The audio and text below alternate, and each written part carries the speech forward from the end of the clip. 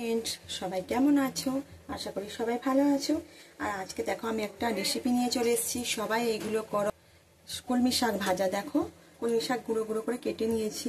এর থেকে অনেকে সবাই গুঁড়ো কাটে, আমি পারি না। আমি যেমন পেরেছি আমি সেরকমভাবে কেটে দেখো ধুয়ে নিয়েছি।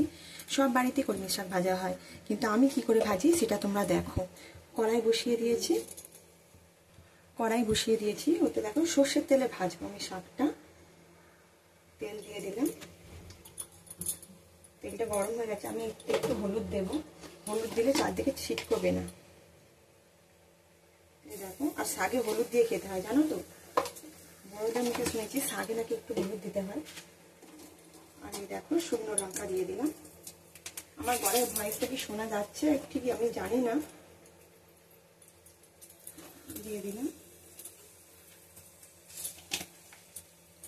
দেখো এতে একটু জিরে ফোড়ন দেবো। এই দেখো অল্প একটু জিরে ফোড়ন দেবো, দিলে টেস্ট হয়।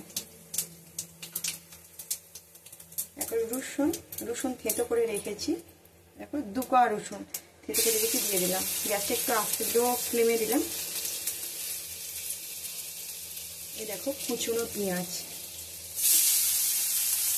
একটু বেশি করে পেঁয়াজটা দেবো, দিলে খেতে ভালো হয়। শাক ভাজাতে যে কোনো শাকে তুমি একটু বেশি করে পেঁয়াজ দেবে, দেখলে খেতে ভালো হয়।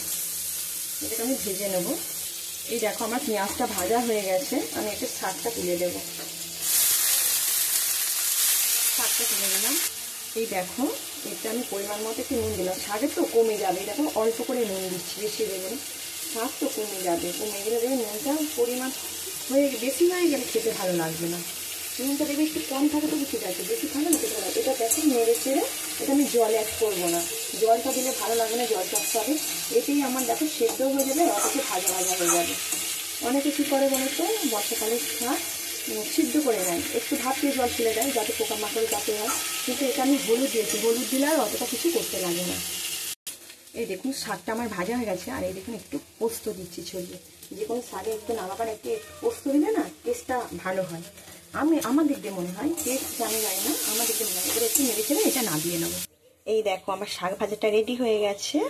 আর দেখো কতখানি শাক ছিল, যখন কাঁচা ছিল আর ভাজতে দেখো কইটুখানি হয়ে গেল। আর খেতেও কিন্তু ভালো হয়েছে, কেননা এরকমভাবে শাক ভাজলে না ভালোই হয়। আমি তো এরকমভাবে শাক ভাজি, খেতে কিন্তু ভালোই হয়। আর একটুখানি টেস্ট করে দেখেছি, এদের বলছি ভালো হয়েছে। আর ভিডিওটা যদি সবাই ভালো লাগে প্লিজ একটা কমেন্ট করে জানিও। সবাই ভালো থেকো, সুস্থ থেকো, টাটা।